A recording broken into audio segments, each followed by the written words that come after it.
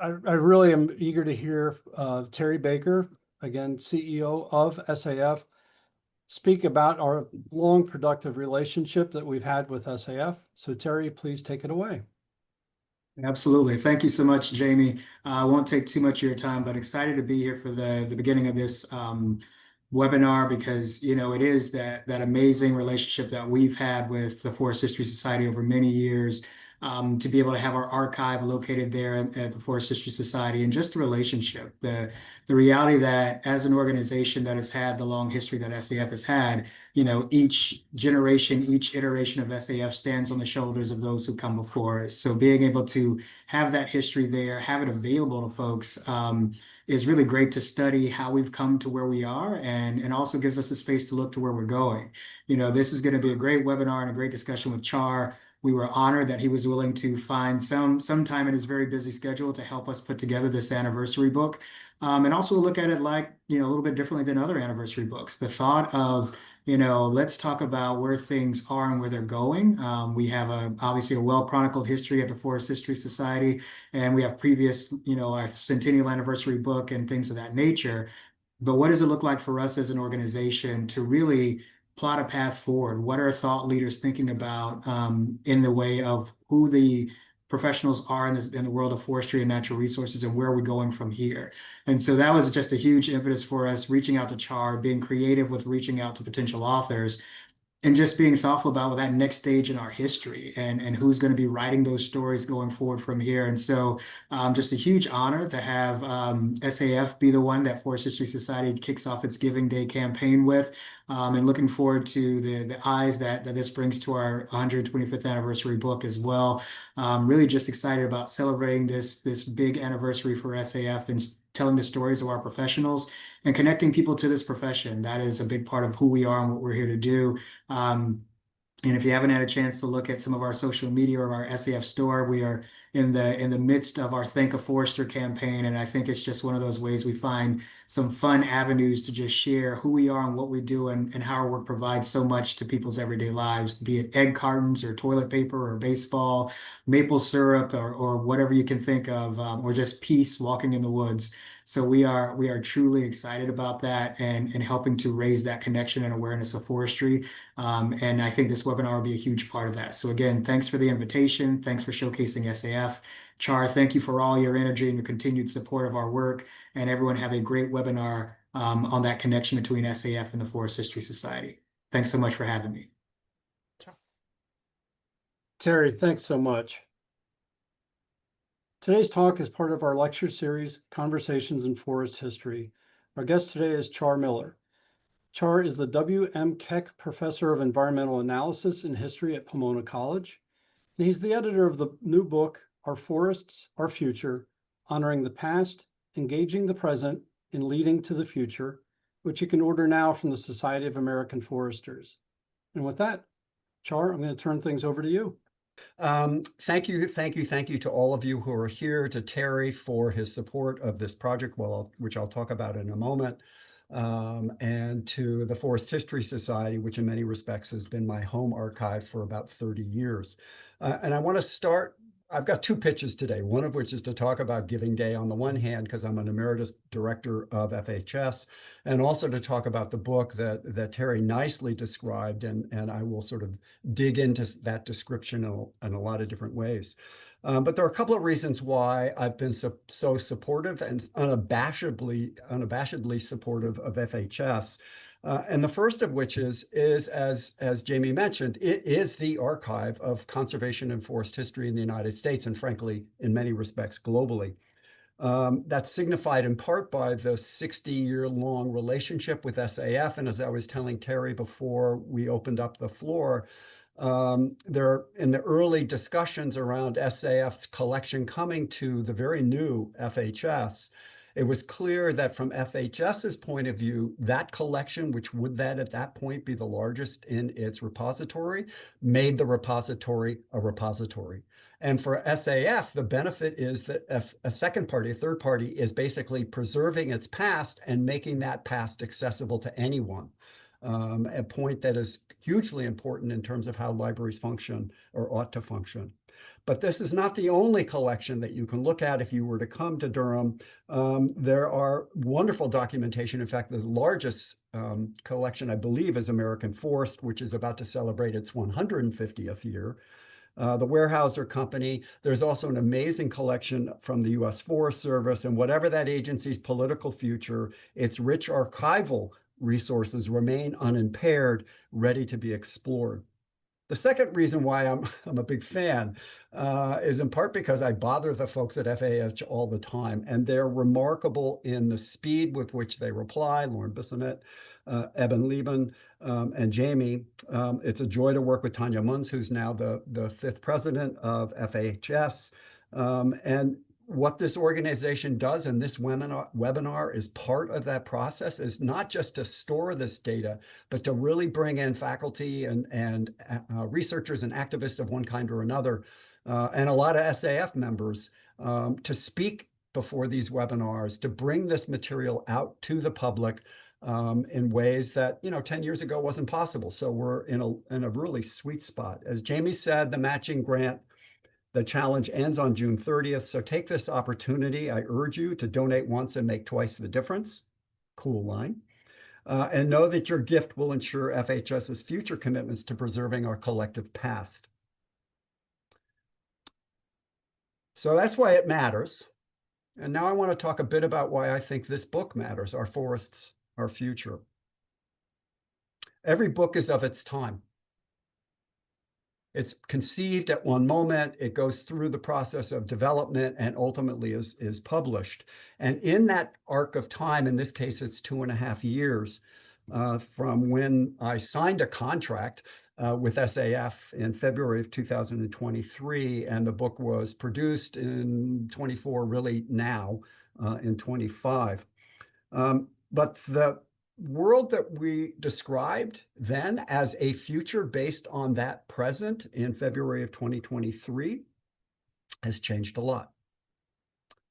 In close collaboration with Terry and then COO Whitney Foreman Cook, we devised a table of contents unlike what many anthologies look like. And it was Terry's real interesting conception of this book that it isn't just going to be the organizational history.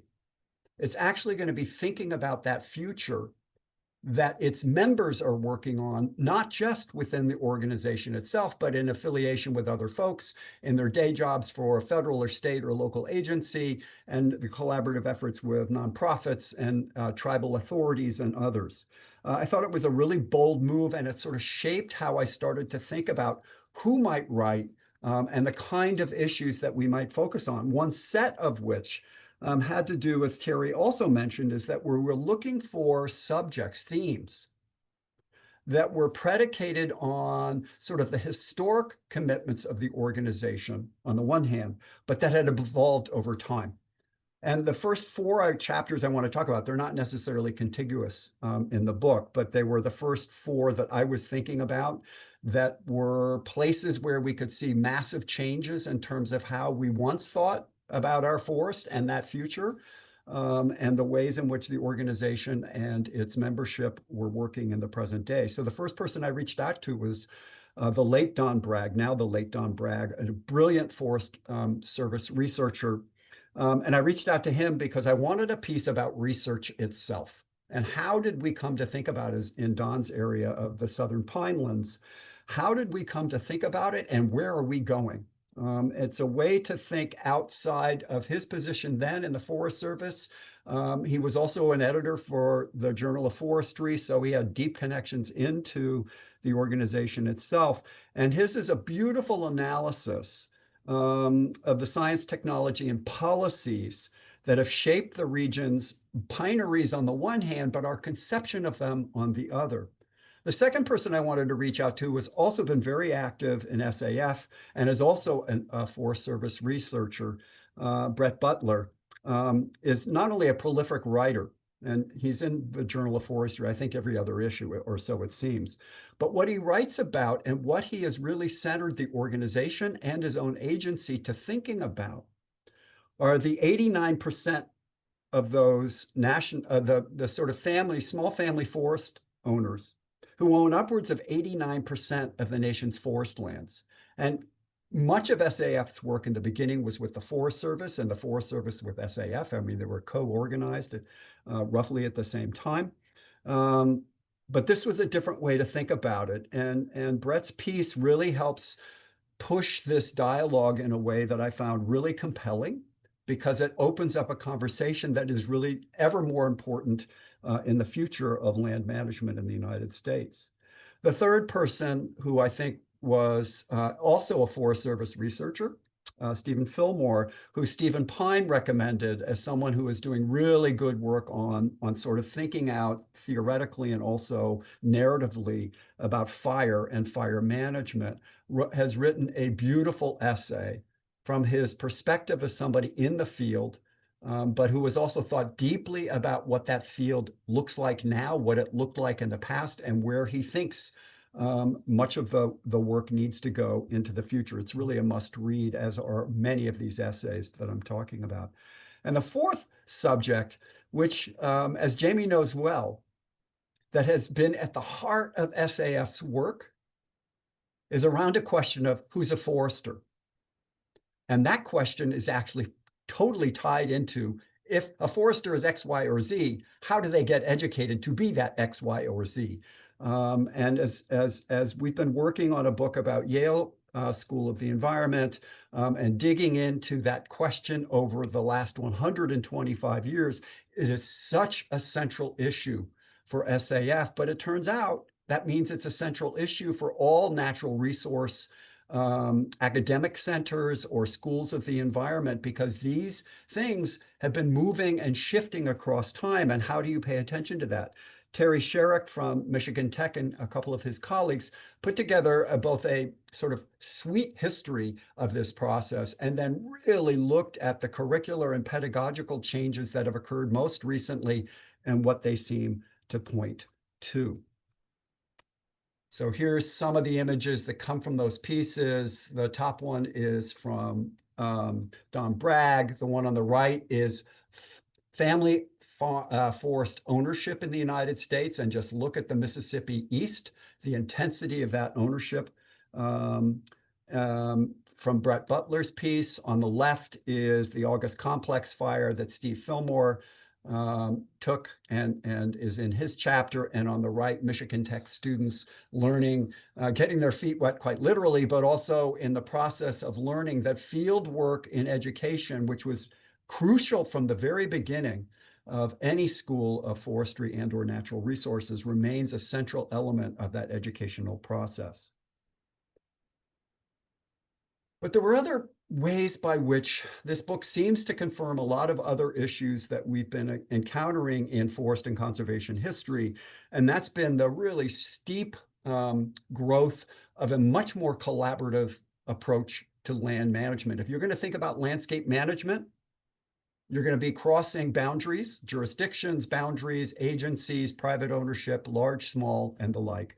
And you have to account for all of that set within the sort of evolution of the idea of forest, and in this case, wildlife conservation, that Jennifer Baki, Fran Caffarata, and Jessica Homyak write about in The Growing Roles of Private Forests. But they really do center their project on wildlife conservation and the collaborative energy that comes from that, and end up in a really interesting place in which that collaboration on working forests, as they note, has a lot to do with different kinds of, let's call them ecological services, that can come from that collaboration on working forest, that have to do with renewable energy, to be sure, but then also carbon credit projects, recreation values, and then some kind of credit values for water quality and habitat for imperiled, if not endangered species.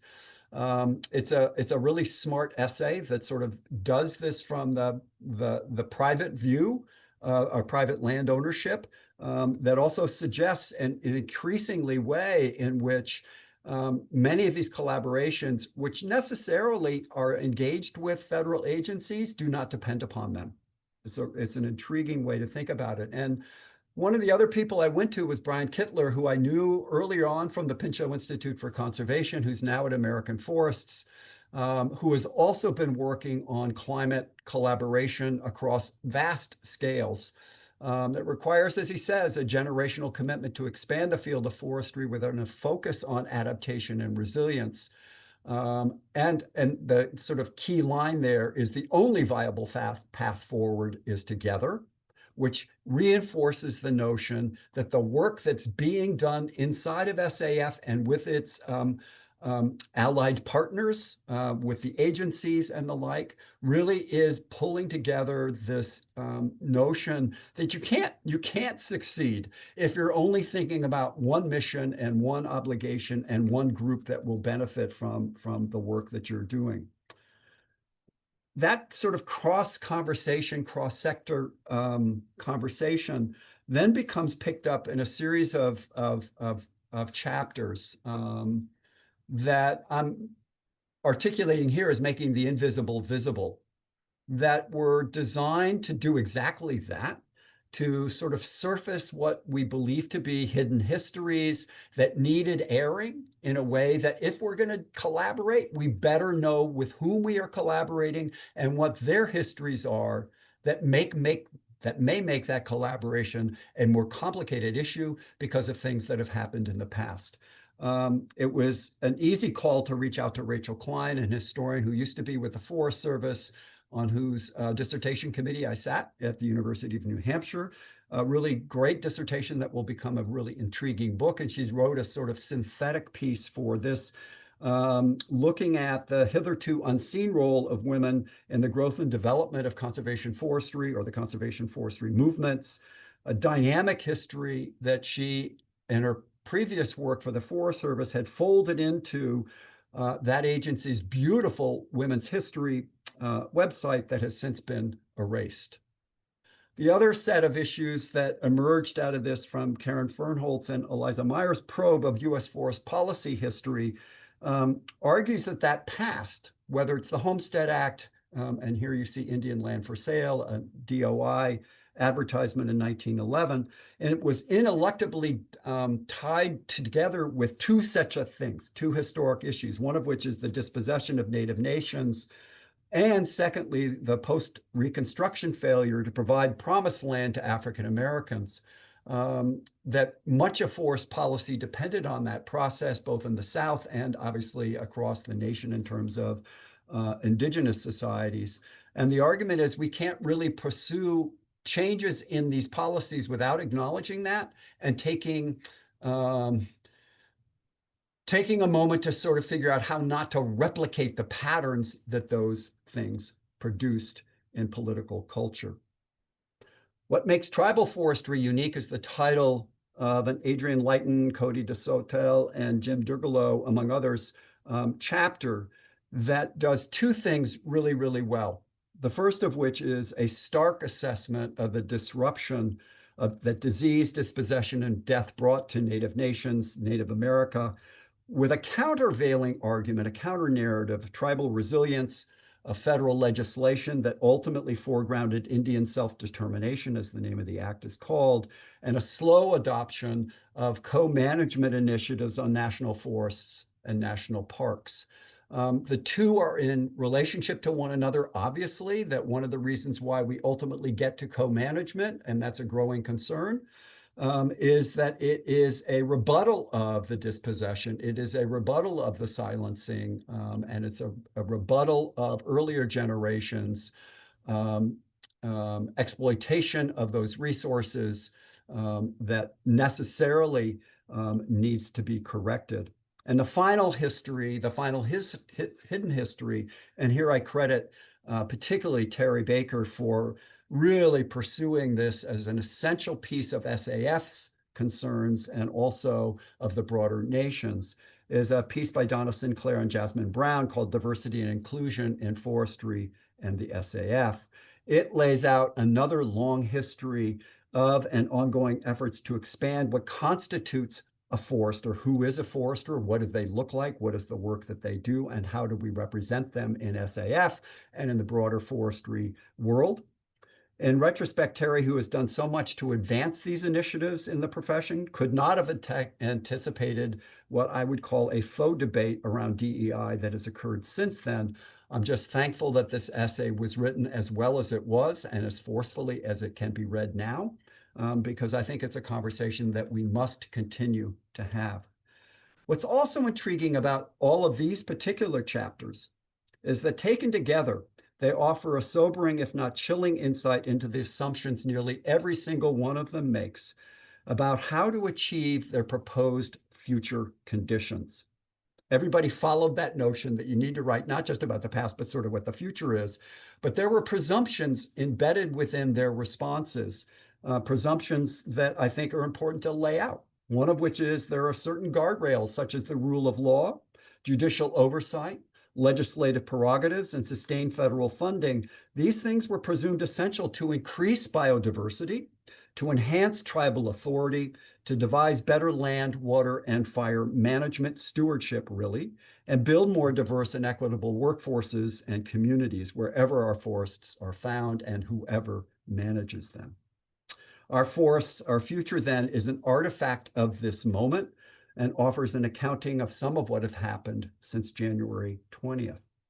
Two other signals in the book, both visible and invisible, indicate how rapidly the transformation has been over the last 4 months. The first occurred within days of the inauguration. One of my favorite pieces, and they're all my favorites, but this one was particularly intriguing to me, was by Beatrice Wilson, then the USFS, the Forest Service Associate Director of Urban and Community Forestry. And she had written a chapter that really probed the way, explained, described the Biden administration's historic $1.5 billion investment to improve urban tree planting and management in disadvantaged communities. Shortly before this book went into production, that chapter was withdrawn. Not pulled, curiously enough, was the preface that Randy Moore, the agency's 20th chief, had penned for Our Forests, Our Future. His impassioned essay remains in the book, as does the identification of its author as Chief of the U.S. Forest Service. I kind of like that. The Forest Service may be vulnerable, and I think it is, but it's not the only precarious institution out there. So too are the libraries and archives like Forest History Society that primarily depend upon financial donations from private donors. The organization, like their publicly funded peers, embody a principled commitment to intellectual rigor, free inquiry, data-based analysis, and unfettered interpretation. Note, in fact, this room, the library at the Forest History Society, and think about it as a metaphor. Look at the light pouring in, the openness of the room and the stacks around which you surround. Think about sitting in one of these chairs and doing research, and the way in which that room communicates to you. You're free to do what you want. The room is well lit, yes, and it's a repository to be sure, but it is open and fully accessible to all who arrive. As an example, the SAF's large collection, which began, as Jamie said, in 1965 and really created the ballast for the Forest History Society as a repository, was explicitly given to FHS without any user restrictions. That's the way a library should function. It's the way SAF believes its collection should be used. And that's another reason why I believe FHS deserves our financial support. A money lifeline that will maintain its role as a custodian of democratic society. Well, Char, thank you for the overview of the book that you edited. I'm going to connect a few dots here. That project, before it came to you, we had a call from, you mentioned Whitney Foreman Cook.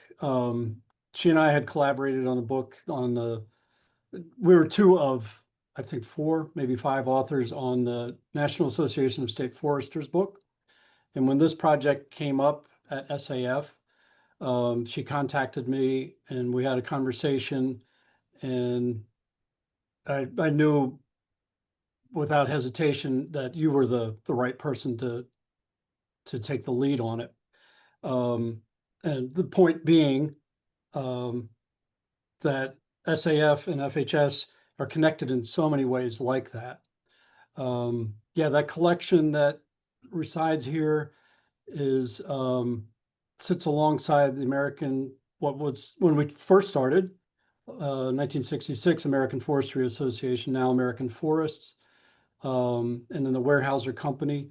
All three entities are celebrating landmark or milestone anniversaries this year. Weyerhaeuser, 125 years since they bought, a few acres out there in the Pacific Northwest, 900,000 or so. American Forests, as you said, 150 years. And then SAF. So I'm just sort of bringing that all together and to help folks understand that although this is really about SAF, if you have questions regarding, well, I was going to say, if you have questions on the others, we'll take them. But really what I want to say is please submit your questions in the Q&A forum. And Jason Newton down at UNC Charlotte, who has agreed to participate on the opening plenary session at this year's SAF convention, which is in October in Hartford, Connecticut.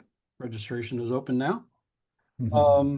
He asks if you can elaborate a little on the idea of who is considered a forester, and if we can talk a bit about the early history of forestry education and accreditation. Yeah. So what's interesting about SAF in part is that it is one of many organizations that emerged in that very period that Jamie is talking about between 1876 and the early 20th century, 1910 or so.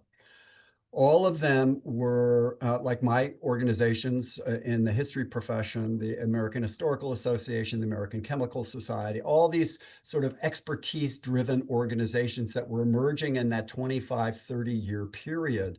All of them understood that one of the things they needed to do is to figure out how to accredit those who were chemists and historians and political scientists and sociologists and the like, or in this case, foresters. And what they decided, and this goes right back to the early discussions at Pinchot's home and in the Department of Ag building where the organization was founded, is that there was also a tension between what they wanted to create as an organization that would be accredited, and so only certain people can get in. So that's point one. But that also meant some people couldn't get in. So if you look at the American Medical Society, American Medical Association, and there's been great material looked at obstetrics, for example, midwives were out and doctors were in. Foresters, as were determined by their education, not the work necessarily that they did, was one of the ways where SAF did this. And for the American Historical Association, similarly, it's like, this is when the PhD mattered, or a master's degree from Harvard or Yale or someplace like that. You became credentialed, and with that credential, you then could become a member. SAF then, over the years, and Jamie has written a really nice piece about some of the tensions that Yale and other places went through in the 20s and 30s to really describe, okay, wait a second. So we've trained these people we call foresters. Are they really foresters? Have they taken the right classes? Are they doing the right kind of work? And how do we allow them to become members of SAF? And one of the ways SAF did that was to create a status, like within it, you were a junior member and a senior member, and some of that depended on how long you had been doing forestry and under what conditions. And so there were ways by which these questions then turned back to the academies that were producing these people called foresters, whether the University of Michigan or Yale, Montana, Oregon State. And there were some pretty knockdown, drag-out fights in SAF's first 40, 50 years or so. And to a degree, that conversation is still going on. What is it that a forester needs to know to be called a forester? and to be called a forester and thus become accredited within the society. I don't know if that helps fully with the answer, but I'm totally fascinated by that period between 1876 and 1910 or so, because that's when virtually every academic department, discipline was emerging, and they were all doing the exact same thing. Yeah, and then you're talking about who is a forester, but also who then gets admitted to SAF. Yeah. We recently came across, somebody had requested a file on, so one of the things we have are files on some of the members, but not every member of SAF here at FHS. And there was a question of, it was like, I'll say a grandchild asked, oh, do you have the file on my grandfather? Yes. Dig it out.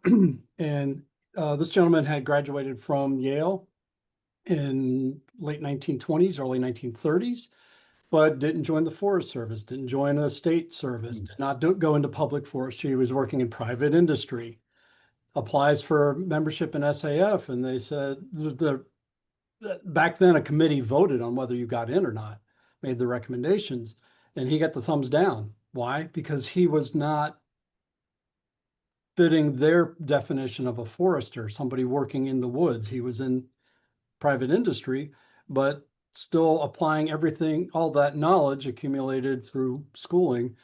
And H.H. Chapman, who was on faculty at Yale at the time, went to bat for him. And Chapman is somebody who really deserves a biography, because he is a central figure. But he goes to bat, and he's, for 20, 30 years, Chapman is making this argument back and forth. Who isn't a forester? And it goes back and forth. It's really quite fascinating.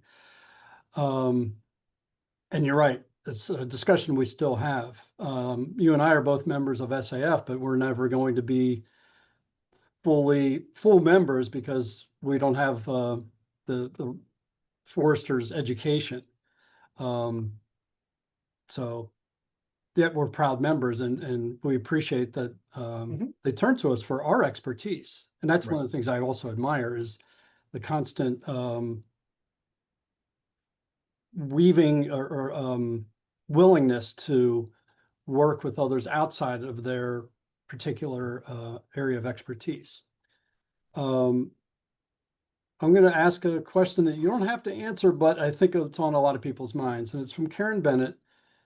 And it's about Beatra Wilson's chapter on urban forestry. And Karen is asking if you can explain a little more about why that chapter had to be withdrawn. And again, you noticed you're allowed out. Yeah, no. You notice I used the passive tense when I said that. This was days after the inauguration, and the pressure was on internal to the agency to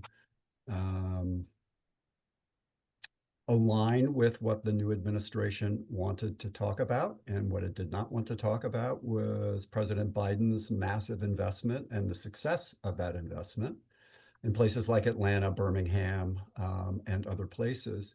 And because it was focused particularly on under-resourced communities for whom tree canopy was lacking, and LA is a classic example of that, but many other places as well. That too did not align with what the new administration wanted to deal with. The particulars of that, it was a very short phone call. It was said that we need to withdraw it. They didn't go into detail, and I didn't need them to do so because it was pretty clear what happened. You also have a question about the other essays. In fact, I actually talked about every single essay, but I will say one other thing, that virtually every essay has a sidebar. So Terry Sherrick's has one from another educator who's thinking about the future of education. And we tried to line these up with the appropriate essay, and they're great little pieces, 1,000 words, 1,500 words, that also makes a nice balance so that you're reading a long chapter and then comes a pop, and it really changes the rhythm of how you'll read the book. When Beatra's piece was pulled, that obviously broke that symmetry.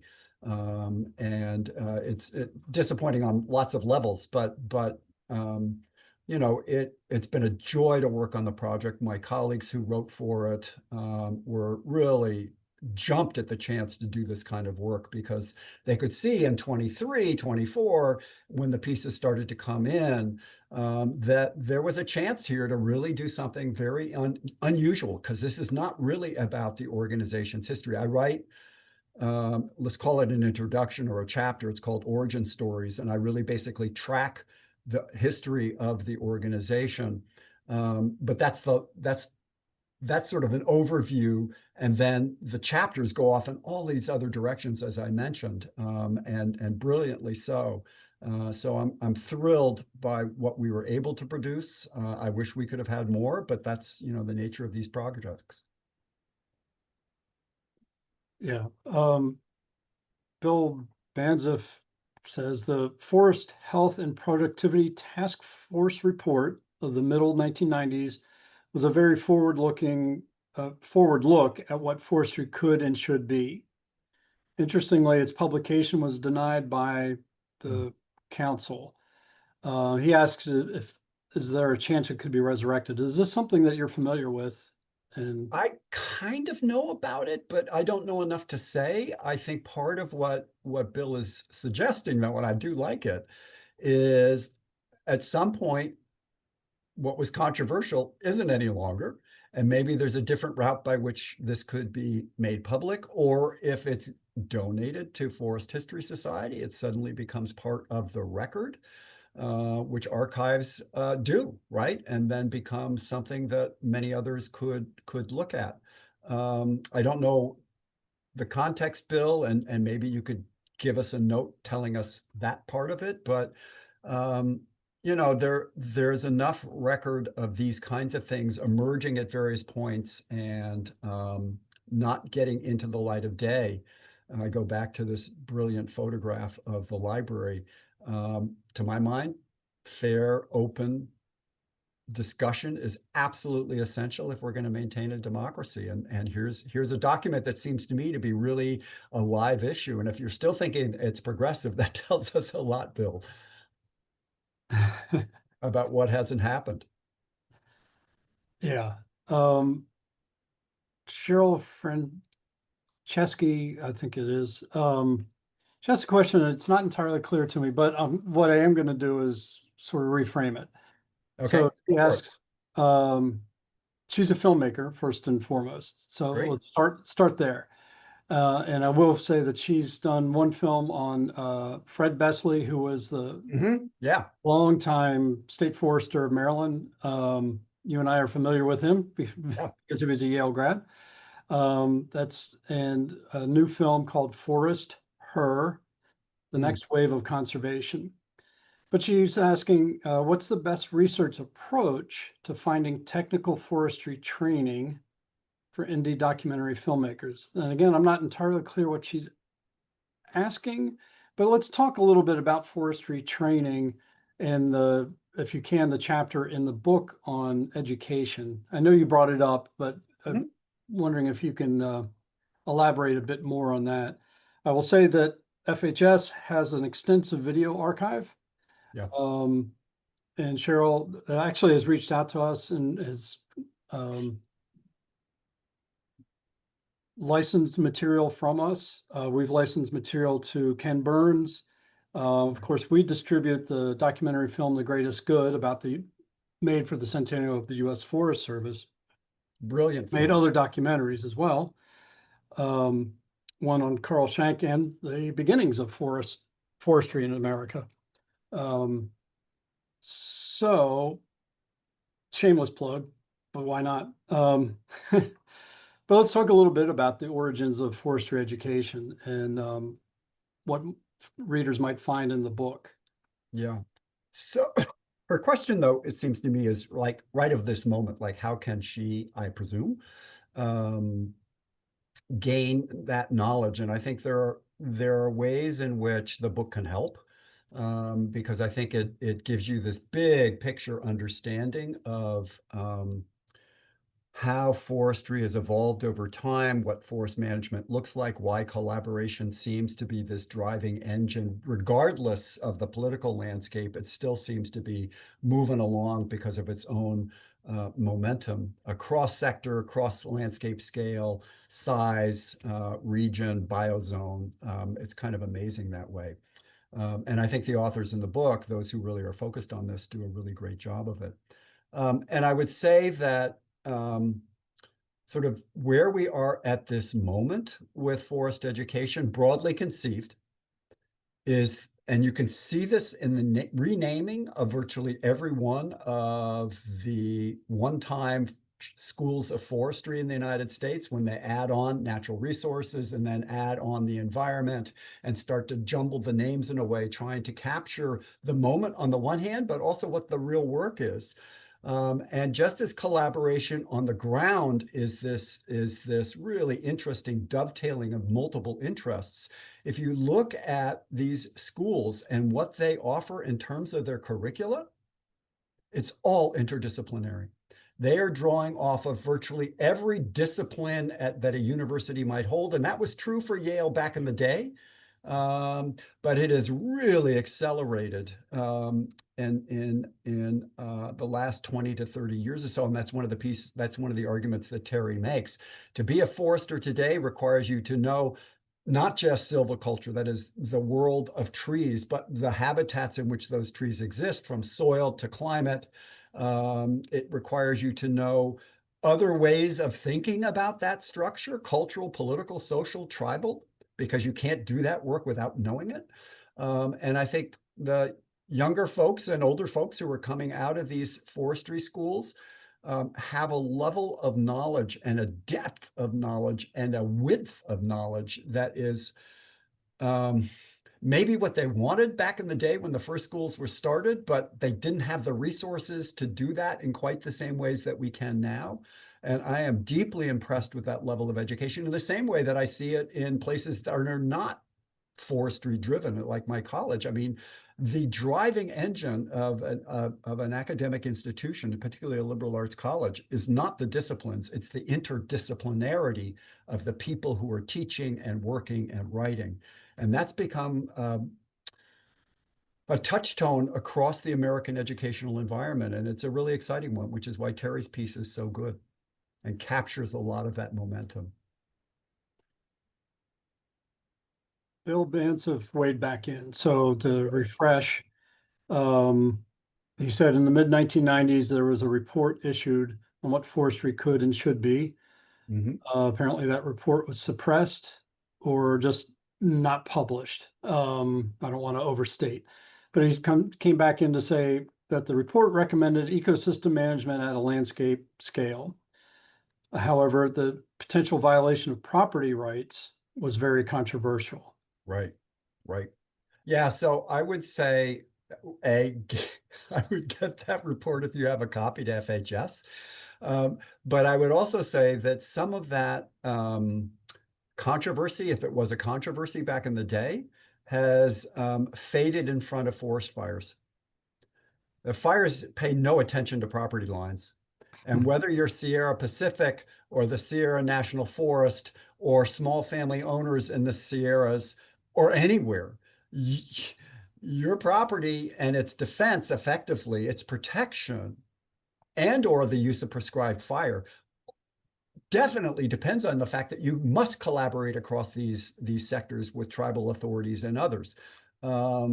So, revive that piece somehow, Bill, because I think now people like Brian Kittler, Fran Cafferata, and others would say, whatever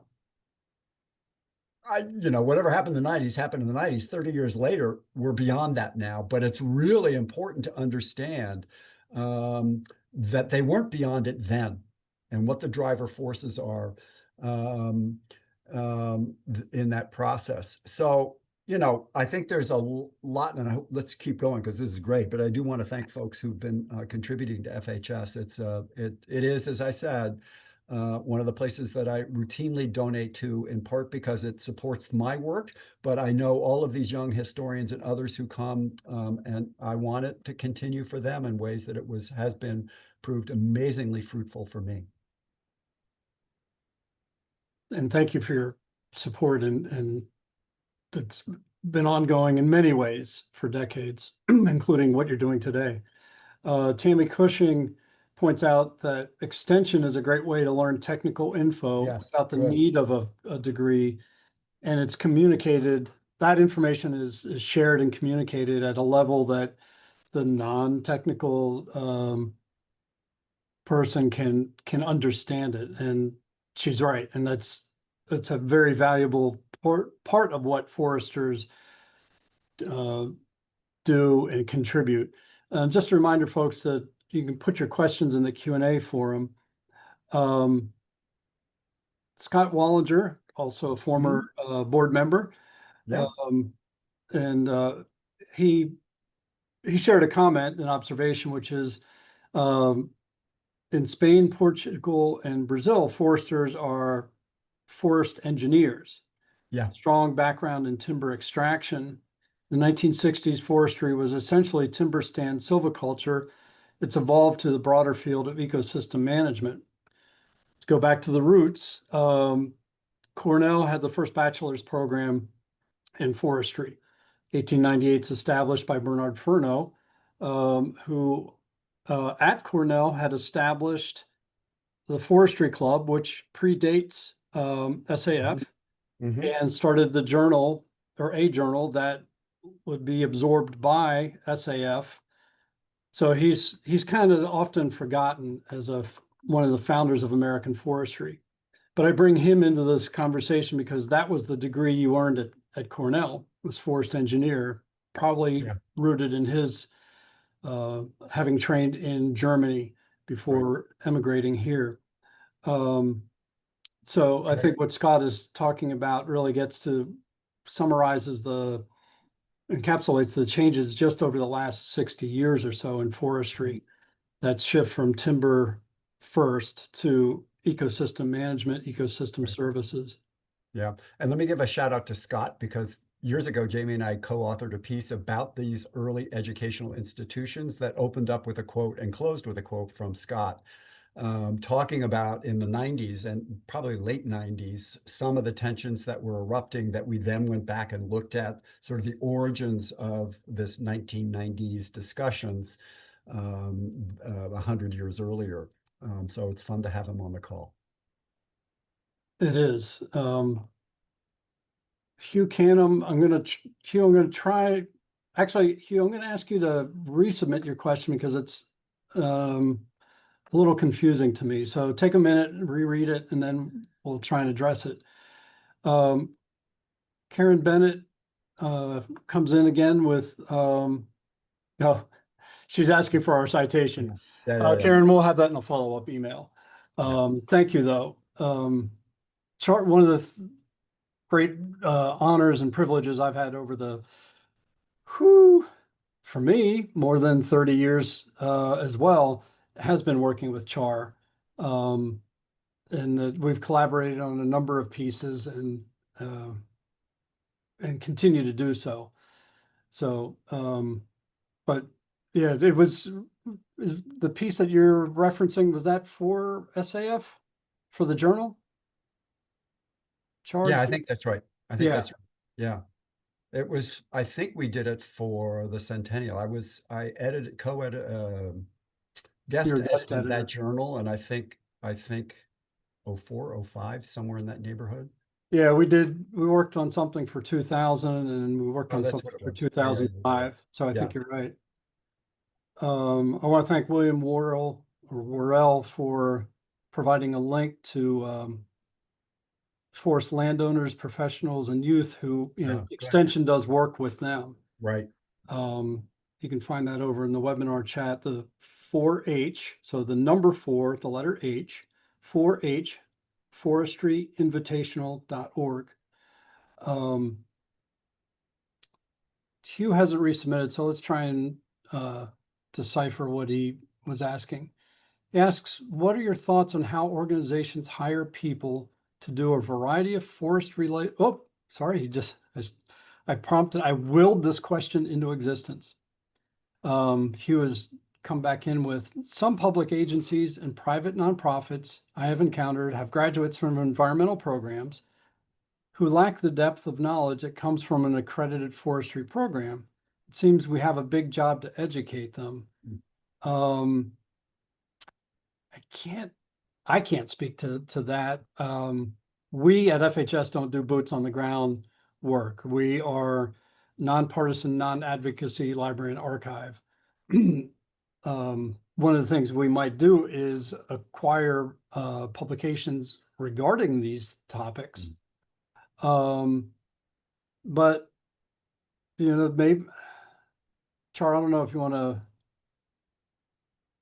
talk a bit more about that inflection point, really, in the 1960s, 1970s, that occurs when schools of forestry start adding that name, and it dates back longer than the 1960s. The first few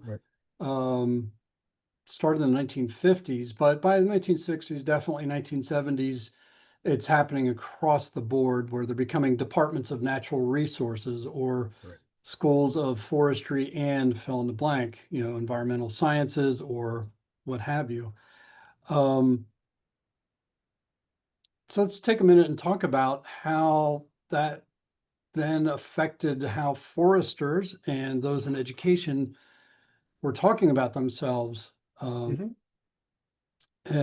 yeah, you know, it's really interesting, and it's in my sort of opening chapter that in the 80s and 90s, which are like, you know, 2 decades after that sort of resurgence of post-Rachel Carson environmental studies issues, that began to shape some of the curriculum, and I repeat some, but not all, around this wider vision of habitats and ecosystems and the way in which and the role in which trees, in this case, played in that process. Forgive my light going off every 15 minutes. It's not, I don't need the exercise, but it's okay.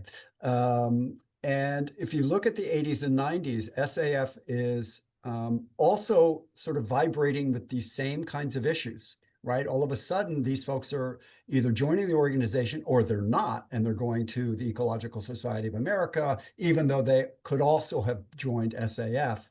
And so part of the question was, what are we not doing? Why are we not appealing broadly? And a flip side of that argument is, we don't want to appeal broadly. We're foresters and we do X, Y, and Z.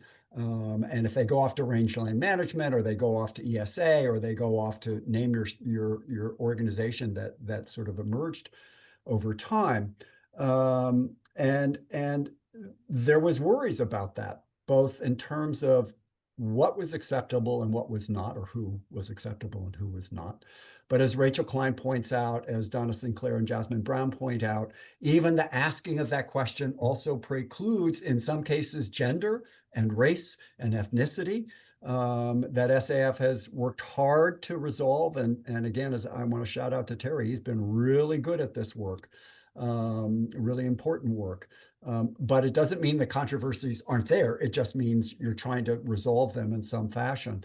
So it, you know, the question I think that Mr. Worrell is raising is like this big question that has at least 40 years behind it. And, you know, from an historian's point of view, I love the question because it then opens up all of these other conversations that I think any academic discipline and or professional discipline, a technical profession, has to wrestle with, because it is self-defining. And one of the things you bring up, Rachel Klein's piece, as well as Donna Sinclair and Jasmine Brown, and they're talking about women and they're talking about African Americans. One of the things we've seen is that schools of forestry were admitting students of other races from other countries, the expectation being they were training up to go back home. In the U.S. Forest Service, you don't see an African-American forester until the 1970s. Somebody who rises, Chip Cartwright rises to forest supervisor level, but he's in the late 60s, when he goes to Virginia Tech, the faculty is trying to steer him into agriculture because blacks Yeah. don't come into forestry. The first, as the best we know, the first African-American forester hired by the U.S. Forest Service was hired in the 1920s, but he had to pass as white in order to work. This was Paul Logan. And he spent his entire career passing as white in order to work for the Forest Service, as well as he took some time and worked for the USAID before coming back and working for the Forest Service. So there's a lot of problems there. And then within SAF itself, as you know, and what Rachel, I think, talks about, is the women could go to the forestry schools and they could get degrees, but the one challenge in school was, well, you can't go into the summer camps because that's a male only world. And in Yale, there's this argument put forth of why aren't we admitting women? We bring our wives and girlfriends to the summer camps, and nothing bad has happened there. So I think we should be letting women in. But it's this, it's societal, it's cultural, it's all of these things. But women were relegated. They could be foresters. They could get admission to SAF, but they couldn't hold the traditional, and I want to emphasize traditional forester job. And so that's another aspect of this book brings out, is these challenges. And we'll get back to some questions here.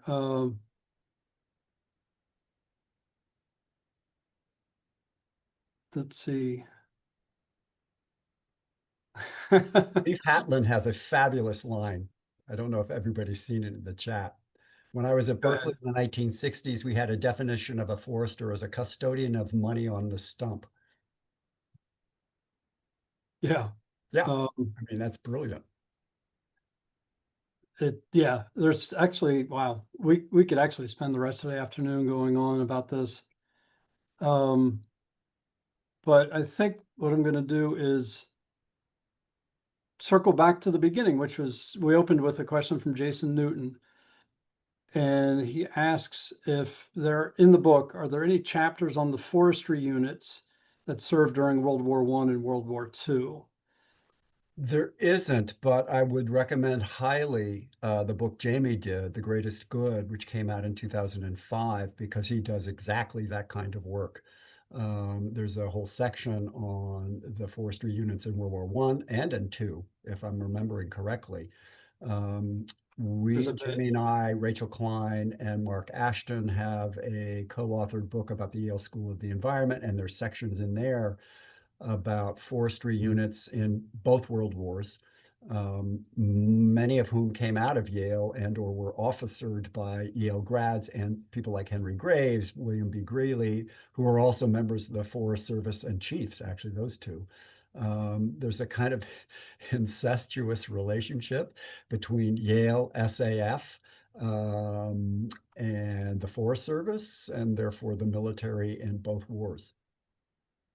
And to carry that forward, there's been work done on some by me, but by others of the foresters working in the Vietnam during the war.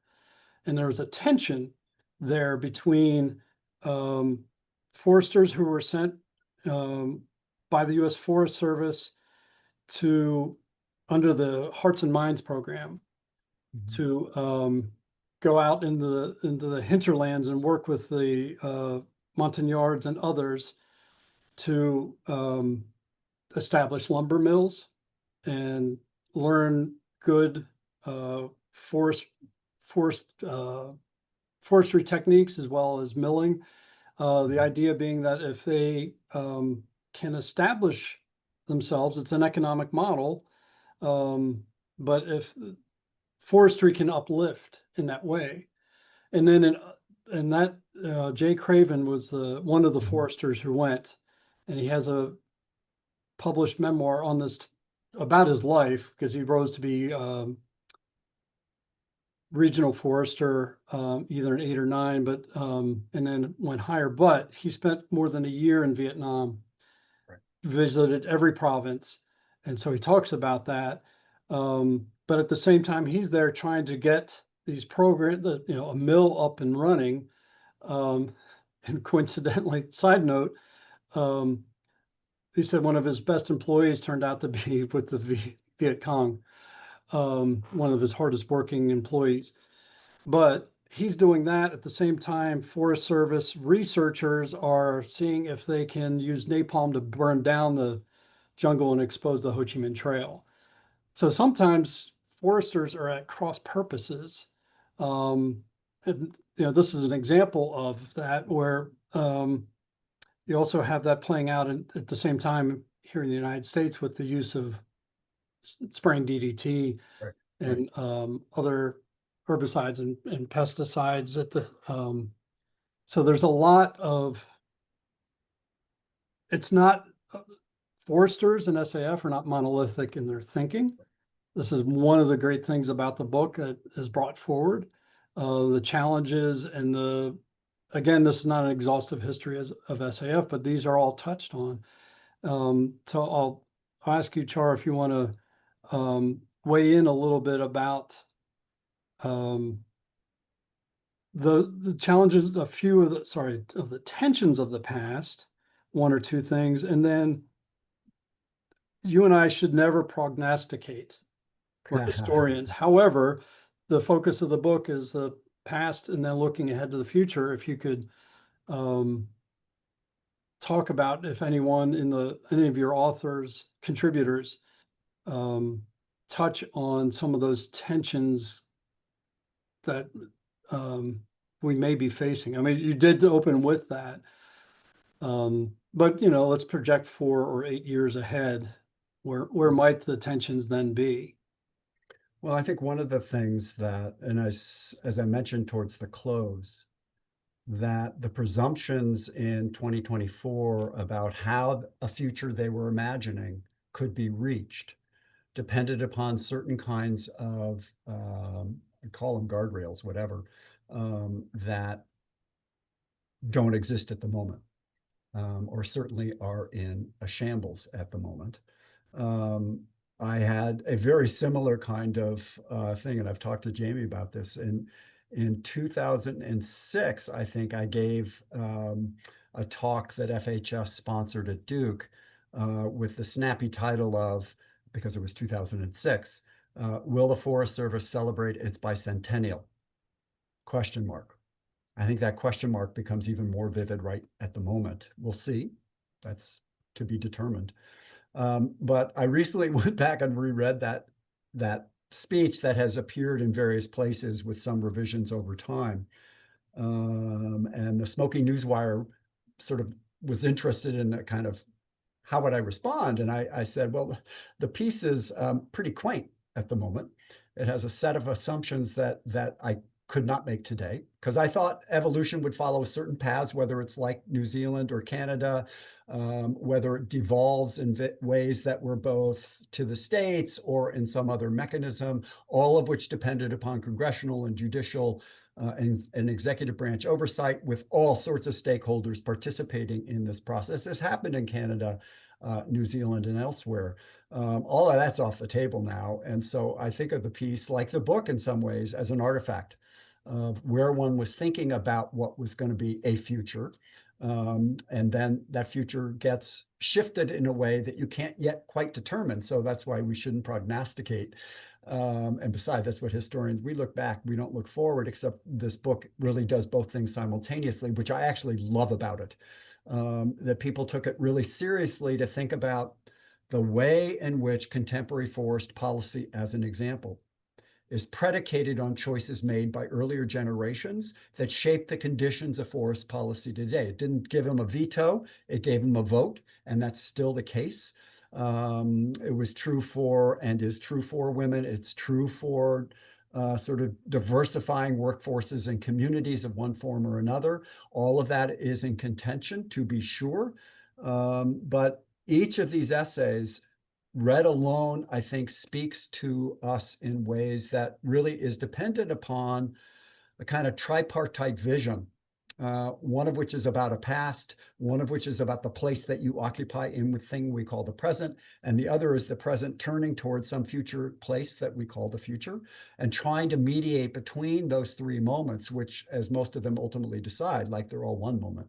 And there are elements of this. If you think about your own biographical life, you are once a creature of that past, as well as a human being facing some set of opportunities and conditions in some set of futures.